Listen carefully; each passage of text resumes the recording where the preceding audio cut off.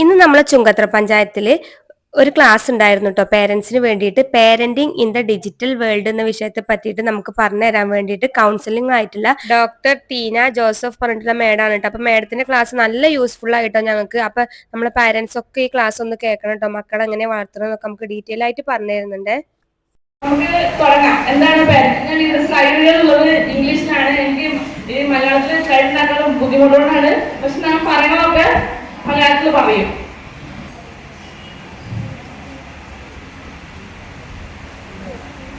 അപ്പൊ എന്താണ് ഈ പേരന്റിങ്? എന്താണ് പേരന്റിങ്ങിന്റെ മലയാളം? പറയാൻ സുഖം പേരന്റിങ് ആണ്. ആ മലയാളം പറഞ്ഞാൽ വേറെ എന്തെങ്കിലുമൊക്കെ ആയിപ്പോവും അല്ലേ? എന്താണ് മലയാളം പേരന്റിങ്ങിന്റെ?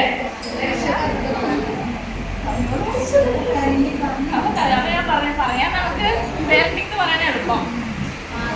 മോള് പറയൂ. ഇവർക്കൊക്കെ അക്ഷരസ്ഫുടമില്ല. അപ്പൊ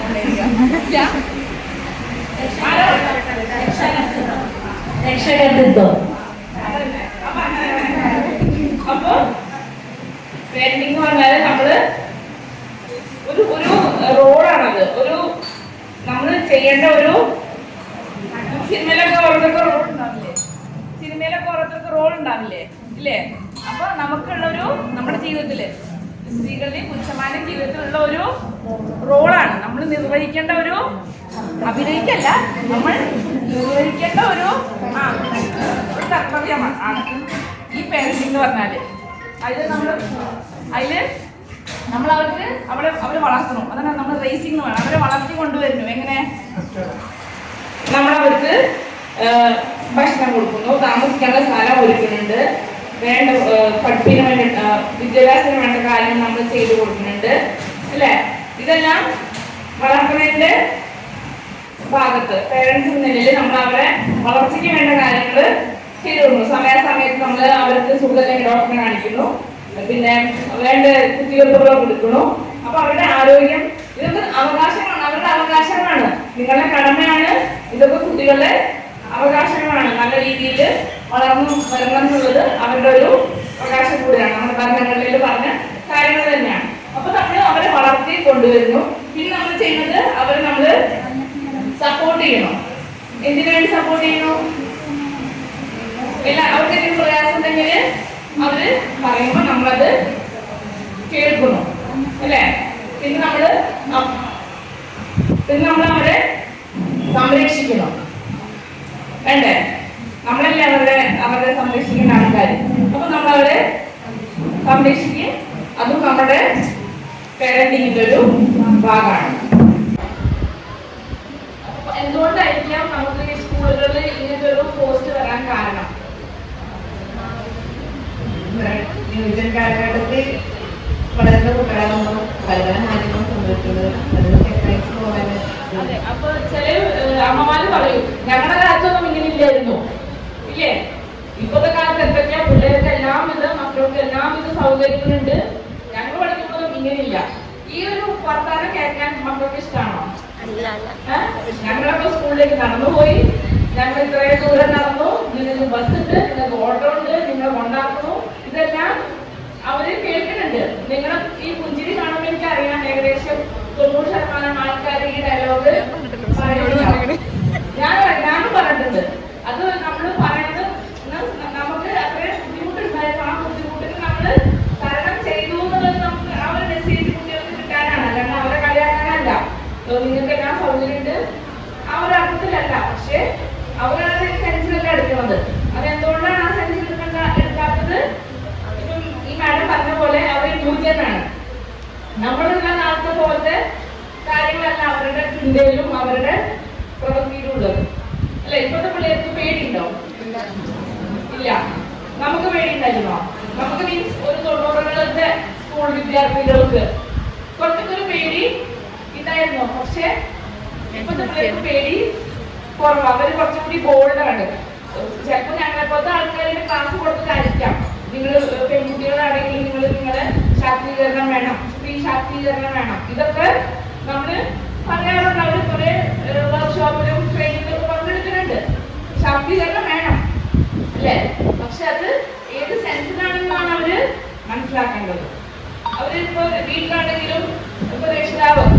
പറഞ്ഞ പോലെ രക്ഷിതാവ് ഫോൺ നോക്കാം, എന്നിട്ട് ഫോണോട് പറയാ ഇതിന് ഫോൺ നോക്കണത് കുട്ടയ്ക്ക് ഫോണ് കിടക്കാനായിട്ട് ഫോണാണ് കയ്യില്. അപ്പൊ ഈ പറഞ്ഞ അച്ഛന്റെ കയ്യിലും ഉള്ളത് ഈ സാധനമാണ് അല്ലേ. അപ്പൊ നമ്മൾക്ക് ഇത് പറയാൻ വരെ യോഗ്യത ഉണ്ടോ നമ്മൾ ആദ്യം മനസ്സിലാക്കണം. അപ്പൊ നമുക്ക് ആദ്യം തന്നെ ഒരു 2 മിനിറ്റ് നേരത്തേക്ക് നിങ്ങളെല്ലാവരും രക്ഷിതാക്കളാണ്. അപ്പൊ ആദ്യം തന്നെ നമ്മള് ഒരു ചെറിയൊരു ആക്ടിവിറ്റി ചെയ്യാണ്. അതായത് നിങ്ങൾ ഒന്ന് സങ്കല്പിക്കണം, നിങ്ങളെല്ലാവരും കണ്ണടച്ചിരിക്കണം. കണ്ണടച്ചിരുന്നിട്ട് നിങ്ങളുടെ ഈ ഒരു യാത്ര, ഏത് യാത്ര, വീട്ടിൽ നിന്ന് കിട്ടുന്ന യാത്രയല്ല, ഈ ഒരു അമ്മയായിക്കൊണ്ടുള്ള യാത്രയെ കുറിച്ച് നിങ്ങളൊരു 2 മിനിറ്റ് ഒന്ന് ആലോചിക്കണം. അതായത് നിങ്ങൾ അമ്മയാവും പോകും അറിഞ്ഞ ആ ഒരു സമയം തൊട്ട് ഈ ഒരു നിമിഷം വരെ ഒന്ന് ഓടിച്ച് ഒന്ന് ഫാസ്റ്റ് ഫോർവേഡിലൊന്ന് ആലോചിച്ചാൽ മതി. ഒന്ന് 2 മിനിറ്റ് സമയം നിങ്ങൾക്ക് എന്തൊക്കെ പ്രയാസങ്ങൾ നേരിട്ടു, എന്തൊക്കെ നല്ല കാര്യങ്ങൾ ഉണ്ടായി, ആ ഒരു കാര്യങ്ങളെ കുറിച്ച് ജസ്റ്റ് ഒന്ന് ഓർത്തെടുക്കാം. 2 മിനിറ്റ് സമയം എന്ന് എല്ലാവരും കണ്ണടച്ചോളൂ. അപ്പോൾ നമ്മളവരോട് സംസാരിക്കുന്നതിന് കുഴപ്പമില്ല, പക്ഷെ നമ്മൾ അവരെ കാര്യങ്ങൾ പറഞ്ഞ് മനസ്സിലാക്കണം. ചെയ്യരുത്, പോകരുത്, അരുത് അരുത് പറഞ്ഞാൽ അവരത് ചെയ്യാനേ നോക്കുള്ളൂ. എന്താണ് അവിടെ എന്തുകൊണ്ട് നമ്മൾ അരുതെന്ന് പറയണത്, ആ റീസൺ നമ്മൾ പറയേണ്ടത്. അത് നമ്മൾ അവരോട് അവർക്ക് മനസ്സിലായ രീതിയിൽ അവരെ കൂടാൻ പറ്റും. അപ്പൊ നമ്മള് അവരുടെ കൂടെ മാക്സിമം നമ്മൾ അവർക്ക് വേണ്ടി ഉണ്ടെന്ന് അവർക്ക് ബോധ്യവർക്ക് കിട്ടണം. അവരുടെ ഗുണങ്ങൾ നമ്മൾ മറ്റുള്ള മുമ്പിൽ പറയാം. ഇവര് ഇന്നത് കിട്ടിയിട്ടോ, ഇവര് ഇന്ന മത്സരത്തിൽ ഇന്ന കവിതാരചന മത്സരത്തിൽ ഇത്ര സമ്മാനം കിട്ടി അറിഞ്ഞിട്ടോ. അപ്പൊ അവൻ കേൾക്കാത്ത സമയത്ത് വേണമെങ്കിൽ അവൻ പഠിക്കൽ കുറച്ച് പ്രശ്നമാണ്. അവർ കേൾക്കലെ അവരുടെ കുറ്റങ്ങൾ നിങ്ങൾ പറയരുത്. അത് ഒരു ഗുണം ചെയ്യില്ല, നിങ്ങൾ ഉദ്ദേശിച്ച ഗുണം പോലും നടക്കില്ല. ആ ഒരു കാര്യം നമ്മൾ മനസ്സിലാക്കണം. പിന്നെ നമ്മൾ എന്തൊക്കെയാണ് എവിടേക്കാണ് ഇപ്പൊ ഞാൻ നേരത്തെ ഒരു ദിനചര്യത്തിന്റെ കാര്യം പറയാം. എപ്പോ എണീക്കണം, എപ്പോ ഉറങ്ങണം എന്നുള്ള കാര്യമൊക്കെ പറഞ്ഞു. അപ്പൊ അതിന്റെ ഒരു ക്ലിയർ ആയിട്ട് നമ്മള് ഒരു അതിര് തിരിക്കണം നമ്മൾ ഓരോ കാര്യങ്ങളിലും. അത് ചെറുപ്പം തൊട്ടേ ചെയ്താല് അവരത് പാലിച്ച് വരും. നമ്മളെപ്പോഴും അവരെ കാണുന്നത് നമ്മളുടെ കാഴ്ചപ്പാടിലാണ്. നമ്മള് അങ്ങോട്ട് ഒരു വഴക്കുള്ള നേരത്തെ പറഞ്ഞു, മക്കളെ ഇങ്ങനെ നിരീക്ഷിച്ചുകൊണ്ടേ ഇരിക്കുകയാണ്. നമ്മള് ദേഷ്യപ്പെടും. അത് നമ്മൾ ഒരിക്കലും എന്തെന്ന് വെച്ചാലും മക്കളെ എത്ര ചെറുതാണെങ്കിലും എത്ര വലുതാണെങ്കിലും നമ്മൾ അതിന് മുമ്പിൽ നമ്മള് അങ്ങോട്ടും ഇങ്ങോട്ടും സംസാരിക്കരുത്. അതായത് സ്നേഹത്തോടെ സംസാരിക്കാൻ അവർ കാണണം, പക്ഷെ അല്ലാത്ത രീതിയിൽ നമ്മൾ വഴക്കുള്ളതും നമ്മൾക്ക് അറിയാവുന്ന വാക്കുകളൊക്കെ നമ്മൾ പറയണതും അതൊന്നും മക്കളുടെ മുമ്പിൽ ചെയ്യാൻ പാടില്ല. നിങ്ങൾക്ക് കുട്ടി നിൽക്കുകയാണെങ്കിൽ നിങ്ങൾ അങ്ങോട്ട് പുറത്തേക്ക് പോകുന്നത് അവർ കേൾക്കാത്ത രീതിയിൽ പറയണം. പക്ഷെ അവര് മുമ്പിൽ നമ്മള് മോഡൽസ് ഇവിടുന്ന് നിങ്ങളുടെ പ്രസിഡന്റ് ബാക്കിലൊരു പറഞ്ഞിട്ടുണ്ട്, നമ്മൾ അവർക്ക് നല്ല മോഡൽ മാതൃക ആവണം. ഈ വഴക്കും ഈ ദേഷ്യപ്പെടലും ഒന്നും അവർ കാണാൻ അത്ര നല്ലതല്ല. അച്ഛൻ വിചാരിക്കണം, എന്റെ പവർ ഒന്ന് മക്കൾ കാണട്ടെ, അമ്മേനെ ഞാൻ ഭരിക്കണമെന്നോ കാണട്ടെ എന്നിരിക്കും. അല്ലെങ്കിൽ അമ്മ വിചാരിക്കണ്ടാവും, എനിക്കും പറയാനുള്ള എനിക്ക് വാക്കുകൾ അറിയാമെന്നുള്ളത് ഞാനും ഒന്ന് മക്കൾ കാണട്ടെ. അതൊന്നും വേണ്ട. അവര് നിങ്ങൾ പ്രതീക്ഷിക്കുന്ന പോലത്തെ മക്കളാണെങ്കിൽ നമ്മൾ അവരെ ശ്രദ്ധിച്ച് വേണം നമ്മള് വളർത്താൻ. ഇനി നമ്മള് നമ്മുടെ ഈ യുഗത്തിലേക്ക് കടക്കാണ്. നമ്മൾ പറഞ്ഞു, ഈ മൊബൈൽ, ഈ എന്താണ് ലാപ്ടോപ്പ്, ഐപാഡ് എല്ലാം ഉള്ളൊരു കാലഘട്ടമാണ് അല്ലേ. ഇത് നമുക്ക് ഒഴിവാക്കാൻ പറ്റില്ല, പക്ഷെ അതിന് ഉപയോഗം ഉണ്ട്.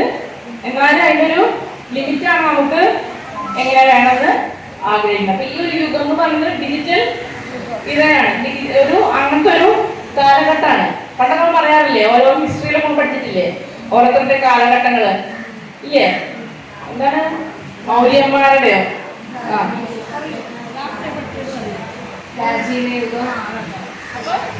അതൊക്കെ അന്നത്തെ യുഗമായിരുന്നു. പക്ഷെ ഇപ്പോഴത്തെ യുഗം എന്ന് പറയുന്നത് ഈ ഒരു യുഗമാണ്. അപ്പൊ ഈ യുഗം പ്രശ്നങ്ങളുണ്ടോ എന്ന് ചോദിച്ചാല് പ്രശ്നങ്ങളുണ്ട്, പക്ഷെ പ്രശ്നങ്ങൾ ഉണ്ട്. ഈ തലമുറ പറയുന്ന പ്രശ്നങ്ങൾ ഉണ്ട്. നമുക്കും അറിയാം പ്രശ്നങ്ങൾ എത്രത്തോളം ഉണ്ട്, നമ്മളായിട്ട് പ്രശ്നങ്ങൾ ഉണ്ടാകുന്നവരുണ്ട്. അങ്ങനെ നമുക്ക് ചിന്തിച്ച പല ഉത്തരങ്ങളും നമുക്ക് കിട്ടും. പറഞ്ഞിട്ട് നമ്മള് ഇത് ഒഴിച്ചുകൂടാൻ പറ്റുന്ന സംഗതിയാണ്.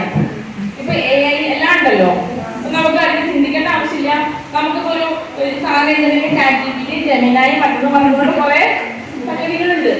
അപ്പൊ അതിന്റെ യുഗമായതുകൊണ്ട് നമുക്ക് അതിനെ ഒഴിച്ചുകൂടാൻ പറ്റില്ല. അതൊക്കെ നല്ല കാര്യങ്ങളാണ്. പക്ഷെ നമ്മള് അപ്പൊ നമ്മള് AI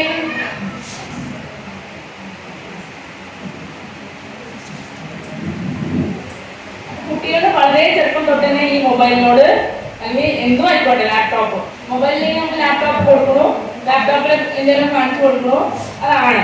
അപ്പൊ അതിന്റെ ഈ ബ്ലൂ റേസ് ഉണ്ടല്ലോ, അതായത് ഈ ഫോണിലാണെങ്കിലും ലാപ്ടോപ്പ് ആണെങ്കിലും ഐപാഡ് ആണെങ്കിലും ഒക്കെ ഈ ബ്ലൂ റേ ഉണ്ട്.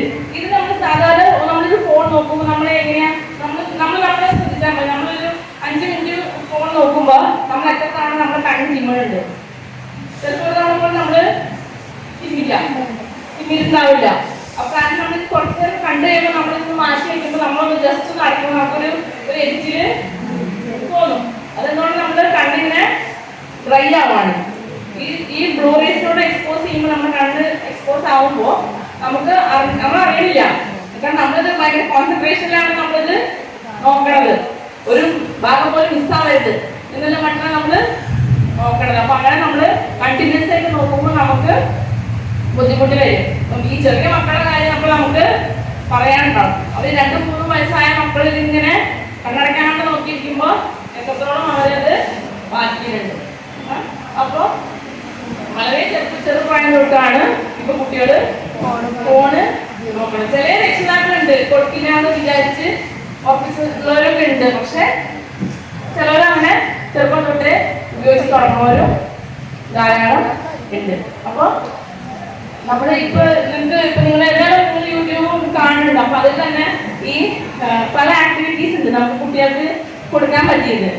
അതായത് അവര് എന്തെങ്കിലും ചെറുതായിരിക്കും, അധികം വലിയ പൈസ സാധനമൊന്നും വേണ്ട, പക്ഷെ അങ്ങനെ കുട്ടികളെ ശ്രദ്ധ പിടിച്ച് നിർത്താൻ വേണ്ടിയിട്ടും അവർക്കൊരു എന്റർടൈൻമെന്റ് രീതിയിൽ പല കാര്യങ്ങളും ഉണ്ട്. ഈ ഫോൺ തന്നെ പരിഹാരമല്ല, അതല്ലാണ്ടും പല കാര്യങ്ങളും നമുക്ക് ഉണ്ട്. അത് നിങ്ങൾക്ക് സെർച്ച് ചെയ്താല് കിച്ചൺ സെറ്റ് ക്യൂബ്സ് അതൊക്കെ ഉണ്ട്. പിന്നെ ഓരോ നമ്മുടെ വീട്ടിലെ വേസ്റ്റ് സാധനങ്ങൾ കൊണ്ട് തന്നെ നമുക്ക് ഓരോന്നവർക്ക് അവർ കുട്ടികളെ അട്രാക്ട് ചെയ്യുന്ന കളറാണ് വേണ്ടത്. അപ്പൊ അത് നമുക്ക് വളരെ നിസ്സാരമായിട്ട് കുറച്ച് പണികളിൽ നമുക്ക് അവരെ പിടിച്ചെടുക്കാൻ പറ്റും. ഡ്രോയിങ് ഇതൊക്കെ നല്ലതാണ്. അമിതമായിട്ടുള്ള മൊബൈൽ ഉപയോഗം കൊണ്ട് തീർച്ചയായിട്ടും അവരത് ബാധിക്കുന്നുണ്ട്. പിന്നീട് അത് ഞാൻ പറഞ്ഞു, നമ്മള് പേരൻസ് എന്തുകൊണ്ടാണ് മൊബൈൽ കൊടുക്കണം അല്ലെങ്കിൽ ലാപ്ടോപ്പ് കൊടുക്കണത്? അവർക്ക് ഒരു സൗകര്യത്തിന് വേണ്ടിയിട്ട് അല്ലേ? കുട്ടികൾ കുറച്ചെങ്കിലും അടങ്ങിയിരുന്നോളല്ലോ. അവര് അടങ്ങിയിരിക്കാൻ വേണ്ടി നമ്മള് കൊടുക്കണോ? ഫസ്റ്റ് കൊടുക്കുന്ന പേരൻസ് തന്നെ ആയിരിക്കും, അല്ലാണ്ട് അടുത്ത വീട്ടിലൊക്കെ അവര് അല്ല കൊടുക്കണം. ആദ്യം തന്നെ അത് നല്ല പേരൻസ് മിക്കവാറും അമ്മമാരായിരിക്കും അത് ആദ്യം കൊടുക്കണത്. അതൊരു കേൾക്കുമ്പോ വലിയ വിഷമം തോന്നും, പക്ഷെ സത്യാവസ്ഥ അതാണ്. നമ്മളായിരിക്കും ആദ്യം നമ്മുടെ അടുക്കള പണി നടക്കാൻ വേണ്ടിയിട്ട് അല്ലെങ്കിൽ നമ്മൾ തുണി ആക്കാൻ ഇട്ടേക്കണായിരിക്കും. അപ്പോഴായിരിക്കും കരയാൻ തുടങ്ങും. അപ്പൊ നമ്മൾ വേഗം കൊണ്ട് കൊടുക്കും, നമ്മൾ വരുന്നു, നമ്മളെ ബാക്കി പണി തീർക്കുന്നു. അപ്പൊ നമ്മൾ അവരുടെ എന്തെങ്കിലും ചെയ്തോട്ടെ എന്ന് വിചാരിച്ച് നമ്മൾ അത് കൊടുത്ത് തുടങ്ങുന്നു. പെരുമാറ്റ രീതിയൊക്കെ അറിയാം. അവരിൽ നമ്മൾ പ്രതീക്ഷിക്കാൻ പാടില്ല നമ്മളെ പോലെ പെരുമാറണമെന്ന്. ഞാൻ ചെയ്യണം കണ്ടില്ലേ, എന്നെ പോലെ ചെയ്താൽ കുഴപ്പം. അങ്ങനെ കാരണം അവർക്ക് അത്ര പക്വത എത്തിയിട്ടുള്ളൂ. അവരുടെ രീതിയിൽ അവരുടെ ലെവലിൽ വെച്ചിട്ട് അവർ കാര്യം ചെയ്യുന്നുണ്ടോ നമ്മള് മനസ്സിലാക്കണം. പിന്നെ തുറന്നുള്ള സംഭാഷണം, ഓപ്പൺ കമ്മ്യൂണിക്കേഷൻ. നമുക്ക് നമ്മുടെ പ്രശ്നങ്ങൾ അവരോട് പറയാം. അതായത് കുട്ടി മൊബൈൽ ഫോൺ ചോദിക്കുന്നുണ്ട്, എനിക്ക് മൊബൈൽ വാങ്ങിയിട്ടാ. അപ്പൊ വീട്ടിൽ അത്ര അവസ്ഥ ഉണ്ടാവില്ല. അപ്പൊ നമ്മൾ എന്ത് ചെയ്യും? ഇവിടെ കടം വാങ്ങിക്കും, അവിടെ ഇവിടുത്തെ ലോൺ എടുത്തിട്ട് കുടുംബശ്രീയിൽ നിന്നൊക്കെ ലോൺ എടുത്തിട്ട് നമ്മൾ എങ്ങനെയൊക്കെ വാങ്ങിച്ചു കൊടുക്കും. അപ്പൊ കുട്ടി എന്താ മനസ്സിലാക്കാം? ഞാൻ എന്ത് പറഞ്ഞാലും അവർ ഒപ്പിച്ച് തരും. പക്ഷെ അത് ശരിയാണോ? അല്ല. വീട്ടിലത്തെ അവസ്ഥ എന്താണ് അറിയണം. എന്റെ വീട്ടിലത്തെ അവസ്ഥ ഇതാണ്. വാങ്ങി തരുന്നതല്ല, അങ്ങനത്തെ ഒരു അവസരം അല്ലെങ്കിൽ നമ്മളുടെ എല്ലാം ഒത്തു വരുമ്പോൾ വാങ്ങാം. വാങ്ങില്ലാന്ന് മൊബൈലോ ഇപ്പൊ വാങ്ങിച്ചുതരാം അല്ലെങ്കിൽ വാങ്ങില്ലാന്നൊന്നും പറയണ്ട, ദേഷ്യപ്പെട്ടിട്ടും കാര്യമില്ല. ഇപ്പോഴത്തെ തലമുറ അവർ ജനിച്ചത് ഈ തലമുറയിലായിപ്പോയി, അത് അവരുടെ കുഴപ്പമില്ല. നമ്മുടെ തലമുറയിൽ ഫോണ് ഇത്രത്തോളം ഇല്ലായിരുന്നു, ഇല്ലെങ്കിൽ നമ്മളും അതേ അവസ്ഥയായേനെ. പക്ഷെ അപ്പൊ അവര് ജനിച്ചത് ഈ ഒരു ലോകത്ത് ആയിപ്പോയി. എന്താ പറയാ, ജെൻസി ആൽഫ എന്തൊക്കെ പറയല്ലോ ഇല്ലേ? അപ്പൊ ഈ തലമുറയിൽ ആയിപ്പോയി. അത് അവരുടെ തെറ്റല്ല. പക്ഷെ നമുക്ക് അവരോട് കാര്യങ്ങള് ഒരു മനസ്സിന് പറഞ്ഞു കൊടുക്കാൻ പറ്റുള്ളൂ. ദേഷ്യം ഒരു ഉപാധിയല്ല. നിങ്ങൾക്ക് കഴിഞ്ഞ പരീക്ഷയിൽ ഇത്തരം കിട്ടിയല്ലോ. ഇനി ഈ പരീക്ഷയ്ക്ക് എന്ത് സംഭവിച്ചത്? നോട്ട്സ് കംപ്ലീറ്റ് അല്ലേ? അതോ ടീച്ചറുടെ മനസ്സിലാവുന്നില്ലേ? എവിടെയാണ് ആ കുട്ടിയുടെ പെർഫോമൻസ് ആ കുട്ടിയുടെ ആയിട്ട് കമ്പയർ ചെയ്യാം. ആവശ്യമുള്ളത് കൊടുക്കാം. ആവശ്യത്തിനേക്കാൾ കൂടുതൽ കൊടുക്കുമ്പോൾ അവർക്കത് മക്കളുടെ കാര്യം പറയണത് അവർ നമ്മള് ഓവറായിട്ട് നമ്മൾ ചെയ്യുമ്പോൾ അവർക്ക് തന്നെ ഇഷ്ടമാവാൻ നിൽക്കും. ഇപ്പൊ ഒരു സ്ഥലത്തേക്ക് പോയി, അവർ ചില ഫ്രണ്ട്സിന്റെ കൂടെ എവിടെയും എല്ലാം ഫുഡ് കഴിക്കാൻ പോയി. അതിന് നമ്മളിവിടെ പോകുമെന്ന് വിളിക്കും, ബസ് കയറുമ്പോൾ വിളിക്കും, അവിടെ ഇറങ്ങുമ്പോൾ ഒന്ന് വിളിക്കും, ഫുഡ് ഓർഡർ ചെയ്യുമ്പോൾ ഒന്ന് വിളിക്കും, ഫുഡ് കഴിച്ചുകൊണ്ടിരിക്കുമ്പോൾ ഒന്ന് വിളിക്കും, വെള്ളം കുടിക്കുമ്പോൾ ഒന്ന് വിളിക്കും. അപ്പൊ ഇത് അവർക്ക് എന്താ തോന്നാ? നിങ്ങളുടെ ഉദ്ദേശം എന്താ? നല്ലത്. ഞാൻ ഭയങ്കര എന്നോട് കേറുന്നൊരു അമ്മ ഉണ്ട്. പക്ഷെ ഇത് അവർക്ക് സ്നേഹമായിട്ടാണോ പോകുന്നത്? അല്ല, അല്ല, അവർക്ക് ഇറിറ്റേഷൻ. ഇങ്ങനെ വിളിച്ചോണ്ടിരിക്കാൻ ഞാൻ എന്താ ചിലപ്പോ നിങ്ങൾ അങ്ങനെ പറയുകയും ചെയ്യും ഇല്ലേ? ഇതിനിങ്ങനെ വിളിച്ചോണ്ടിരിക്കണേ ചോദിക്കും. അപ്പൊ ഇതിന്റെ ആവശ്യമുണ്ടോ? ഇല്ല. ആ പോവാണോ? ആ പോക്കോ. പക്ഷെ എന്തെങ്കിലും ഒന്നോ രണ്ടോ വിളി ഓക്കെ. അല്ലെങ്കിൽ 3 മണിക്ക് എത്തുന്നു പറഞ്ഞിട്ട് 3 മണിക്ക് എത്തിയില്ലെങ്കിൽ എന്താ പറ്റിയ എവിടെയായാലും ഇത്ര നേരം പോകാത്തെന്ന് ചോദിച്ചിട്ട് നമ്മള് ചൂടാവും. നമുക്ക് എന്താ പ്രശ്നം? ചിലപ്പോ ബസ് കിട്ടിയിട്ടുണ്ടാവില്ല, ചിലപ്പോൾ ബ്ലോക്ക് വന്നിട്ടുണ്ടാവും.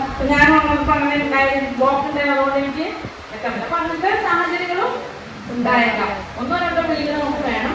ഓവറായിട്ട് ചെയ്യുമ്പോൾ അത് അവർക്ക് ഇഷ്ടമാവില്ല. അവർ ഓവർ കൺട്രോൾ നമ്മള് ചെയ്യരുത്. പിന്നെ അടി കൊണ്ട് പിച്ച് ഇതൊക്കെ ദേഷ്യപ്പെട്ട പോലെ കളിക്കാൻ പോകും. അപ്പൊ ഇതൊക്കെ നടക്കാം. പക്ഷെ നേരെ മറിച്ച് അവർ സ്കൂളിൽ വരുന്നു, നിങ്ങൾ ആ മൊബൈലോ റിമോട്ടോ നിങ്ങളുടെ കസ്റ്റഡിയിലാണുള്ളത്. നിങ്ങൾക്ക് ആ സാധനം കിട്ടണമെങ്കിൽ മാത്സ് കഴിഞ്ഞാൽ കുട്ടിക്ക് പ്രയാസം തോന്നും. അപ്പൊ പിന്നെ അവരുടെ ദേഷ്യം ചിലപ്പോൾ അവരുടെ അക്രമാസക്തമായിട്ടുള്ള സ്വഭാവം ചിലപ്പോൾ കൂടി വരാൻ ചാൻസ് ഉണ്ട്.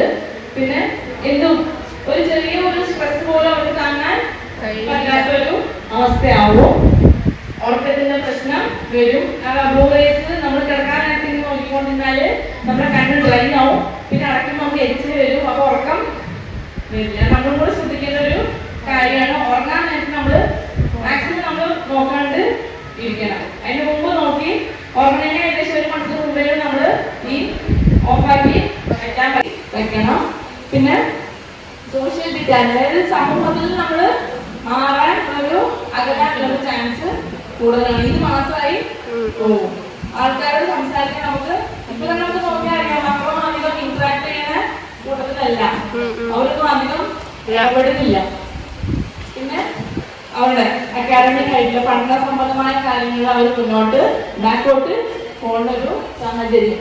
ഇതൊരു കേസ് സ്റ്റഡിയാണ്. ഇങ്ങനെ ഏകദേശം 6-േക്കാൾ കൂടുതൽ മണിക്കൂർ ഈ ഫോൺ ലാപ്ടോപ്പ് പോലുള്ള സംഗതികൾ നോക്കിയാൽ അതായത് സ്കൂളിലെ പെർഫോമൻസ് കുറയണു. പിന്നെ മക്കളുടെ ഇടപെടല് കുറഞ്ഞു വന്നു. പിന്നെ ദേഷ്യം, അതായത് വാശി കൂടി വരുന്നൊരവസ്ഥ. എന്താ ചെയ്തതെന്ന് വെച്ചാൽ അതിൽ പരിഹാരം രീതിയിൽ സ്ക്രീൻ ടൈം കുറച്ചു. അതേപോലെ ഇനി അധികം മക്കൾ ചിലപ്പോൾ പറയും ഞാൻ ക്ലാസ്സിലാണ്, നോട്ട്സ് എഴുതാണ്. പക്ഷെ നോട്ട്സ് കയ്യിലുള്ള 5 മിനിറ്റ് ഉണ്ടാവുള്ളൂ, ബാക്കി നേരമൊക്കെ അധികം എന്റർടൈൻമെന്റ് ആയിരിക്കും. ആ ഒരു കാര്യമാണ് നമ്മൾ മനസ്സിലാക്കേണ്ടത്.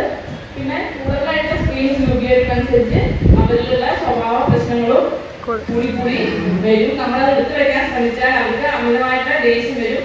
നമ്മൾ അവർ ശത്രുക്കളായി മാറും. സ്ക്രീൻ ടൈം ലിമിറ്റ് ചെയ്യാന്നുള്ളത് നമ്മളെല്ലാവരും മനസ്സിലാക്കാം, നമ്മളും അത് പാലിക്കണം. പിന്നെ ഈ സ്ക്രീൻ ടൈം കുറയ്ക്കണനുസരിച്ച് അവരുടെ സ്വഭാവത്തിൽ ഒരു പോസിറ്റീവായിട്ടുള്ള മാറ്റം നമുക്ക് കാണാൻ സാധിക്കും. ഈ സ്ക്രീൻ ടൈം നമ്മൾ നിയന്ത്രിക്കണമെന്നില്ല, അവർ അത്രയും നമുക്ക് ചോദിക്കാം. പക്ഷെ ഏകദേശം എന്നാലും അവർ പറഞ്ഞത് നമ്മൾ അംഗീകരിച്ച് കൊടുക്കരുത്, അതിനേക്കാൾ നമ്മൾ കൊടുക്കാൻ ശ്രമിക്കണം. പിന്നീട് അവരുടെ കാര്യങ്ങളിൽ നമ്മുടെ ഇടപെടൽ നമ്മൾ വർദ്ധിപ്പിക്കണം. അവരവരുടെ ലോകത്ത്, നമ്മൾ നമ്മുടെ ലോകത്ത്. അവരും ഫോൺ പിടിച്ചിരിക്കുക, നമ്മളും ഫോൺ പിടിച്ചിരിക്കുക, രണ്ടുപേർക്കും ഹാപ്പി. അങ്ങനെ ആവരുത്. നമ്മുടെ ഇടപെടലുകൾ കൂട്ടി വരണം. പിന്നെ ഇതിലേക്കുള്ള കാഴ്ചകൾ, ദൂരെയുള്ള മരങ്ങള്, ചെടികൾ, ഇതൊക്കെ നോക്കാൻ ശ്രമിക്കണം. അത് നമുക്കായാലും നല്ലൊരു എക്സസൈസ് ആണ് കണ്ണിന്. കാരണം നമ്മൾ കാണാതെ ഇത്ര അടുത്ത് പിടിച്ചിട്ടാണ്. അപ്പൊ ഇത് ദൂരത്തേക്കുള്ള വിഷനൊക്കെ ഇപ്പൊ കുറയാണ്. പിന്നീട് നമ്മൾ അവരെ കാണാൻ ആഗ്രഹിക്കുന്ന ദിശയിൽ നമ്മൾ കാണിച്ച് കൊടുക്കണം. അതെ, മോനെ ദൂരത്തേക്ക് നോക്കൂ, അമ്മ ഇതായിട്ട്. അങ്ങനെ ആവാൻ പാടില്ല, നമ്മളത് ചെയ്ത് കാണിക്കണം. ഇത് നമ്മുടെ ഏറ്റവും പ്രധാനപ്പെട്ട നമ്മുടെ കമ്മ്യൂണിക്കേഷൻ. നമ്മൾ തുറന്ന കാര്യങ്ങൾ സംസാരിക്കുക. മാക്സിമം സംസാരം കൂടി വെച്ചിട്ട് ദോഷം ചെയ്യില്ല, പക്ഷെ കമ്മ്യൂണിക്കേഷൻ എപ്പോഴും നമ്മൾ പ്രോത്സാഹിപ്പിക്കണം. കുട്ടികളെ കാര്യം പറയുകയാണെങ്കിൽ സ്കൂളിൽ വന്നതിന് ഉറക്കം തോന്നണോ? ഞാൻ എൻ്റെ അനുഭവം വെച്ച് പറയാട്ടോ. പുറത്തൊക്കെ കുറച്ചുകൂടെ കൂടുതലാണിത്. നമ്മുടെ നാട്ടിലേക്കാളും കൂടുതൽ പ്രശ്നം നമ്മുടേതായ, അതായത് നമ്മുടെ ഈ മലയാളികളും ഉൾപ്പെടെയുള്ള സമൂഹത്തിന്റെ കാര്യം ഞാൻ പറയണത്. അവര് എൻ്റെ കുട്ടി സ്കൂളിൽ വന്നിട്ട് ഭയങ്കര ഉറക്കം. അപ്പൊ നമ്മൾ ഏതെങ്കിലും വൈകാരികമാണോ? അവർ ചോദിക്കുമ്പോ എന്താ, ഇത് രാത്രി ഞാൻ അച്ഛൻ്റെ കൂടെ ഫോൺ നോക്കിയിരിക്കുന്നു. അപ്പൊ ഉറങ്ങുന്നത് എത്ര 12 മണി 1 മണിക്കൊക്കെയാണ് ഉറങ്ങണത്. അപ്പൊ തീർച്ചയായിട്ടും കുട്ടി ക്ലാസ് വന്നിട്ട് ഉറങ്ങും. അപ്പൊ എന്താ ചോദിച്ചാൽ പറയാ, അപ്പൊ അമ്മ പറയും അച്ഛൻ ഷോപ്പൊക്കെ അടച്ച് വരുമ്പോ തന്നെ 11 മണിയാവും. അപ്പൊ അച്ഛൻ്റെ ഫോണിന്റെ കൂടെ സമയം ചെലവഴിക്കണം. അപ്പൊ ചെലവഴിക്കുന്നത് എങ്ങനെയാ? രണ്ടാളും കൂടി നിന്നിട്ട് ഫോൺ നോട്ടാണ്. അപ്പൊ അവിടെ എന്തൊക്കെ സംഭവിക്കുന്നു? ക്ലാസ്സിൽ വന്നിട്ട് ഉറക്കം തോന്നുന്നു, അത് പഠിപ്പിനെ ബാധിക്കുന്നു. പിന്നീട് അല്ലെങ്കിൽ ഉറക്കം എന്തായാലും തലച്ചോറൊക്കെ ഉറപ്പിക്കുള്ളൂ. അപ്പൊ ഇതെല്ലാം ബന്ധപ്പെട്ട കാര്യങ്ങൾ. അപ്പൊ തീർച്ചയായിട്ടും ഉറക്കത്തിന്റെ ഒരു കാര്യം നമ്മൾ ശ്രദ്ധിക്കണം. അവരുടെ ഒരു സ്ലീപ്പ് പാറ്റേൺ, അതായത് രാത്രി ഇത്ര മണിക്ക് കിടക്കാം, ഇത്ര മണിക്ക് എണീക്കാം. പിന്നെ അവധി ദിവസങ്ങളാണെങ്കിൽ നമുക്ക് വേണ്ടെങ്കിൽ നമുക്ക് അവർക്കൊരു റിലാക്സേഷൻ കൊടുക്കാം. പക്ഷെ അല്ലാത്ത ദിവസങ്ങള് നമ്മൾ ആ ഒരു ഉറക്കം അവർക്ക് ലഭിക്കുന്നുണ്ടോ നമ്മൾ മനസ്സിലാക്കാം. നമ്മുടെ കൂടെ കാര്യം പറഞ്ഞു കേട്ടോ. മക്കൾ ഉറങ്ങിയിട്ട് നമ്മൾ തൊട്ടിക്കൊണ്ടിരുന്ന നമ്മൾക്കും അത് നമ്മളെയും അത് ബാക്കി. പിന്നീട് അവരുടെ ഫിസിക്കൽ ആരോഗ്യം, അവരുടെ ശാരീരികമായിട്ടുള്ള അവരുടെ വളർച്ചയ്ക്ക് നമ്മൾ വേണ്ട രീതിയിലുള്ള കാര്യങ്ങൾ ചെയ്യുന്നു. ഇതൊക്കെ നമ്മുടെ റോള്, നമ്മൾ ചെയ്യേണ്ട കാര്യങ്ങള്. ഇത് ചിലരൊക്കെ വിട്ടുപോയിട്ടുണ്ടോ അല്ലെങ്കിൽ നിങ്ങൾക്കൊന്ന് ആലോചിക്കാം. ഏതായാലും ഈ പറഞ്ഞ കാര്യങ്ങളിലാണ് നമ്മൾ ഒരു കുട്ടീനെ വളർത്തേണ്ട കാര്യങ്ങളൊക്കെ അടങ്ങിയിരിക്കുന്നത്. അതായത് ഈ മേഖലകളിലാണ് ഒരു കുട്ടിക്ക് വളർച്ച ലഭിക്കുന്നത്. അതായത് ശാരീരിക, മാനസിക, വൈകാരിക, സാമൂഹിക, പിന്നെ മറ്റ് അച്ചടക്കം, അങ്ങനത്തെ കുറച്ച് മേഖലകൾ. അങ്ങനെ ഒരു കുട്ടിയുടെ മുഴുവനായിട്ടുള്ള ഒരു വളർച്ച നമ്മുടെ കയ്യിലാണ്. ഒരു പരിധി വരെ സ്കൂളിൽ പോയി തുടങ്ങുമ്പോൾ ടീച്ചേഴ്സിന്റെയും കൂടെ അവരുടെ കൂടെ ഒരു സ്വാധീനം കുട്ടിയുടെ ജീവിതത്തിൽ തുടങ്ങും.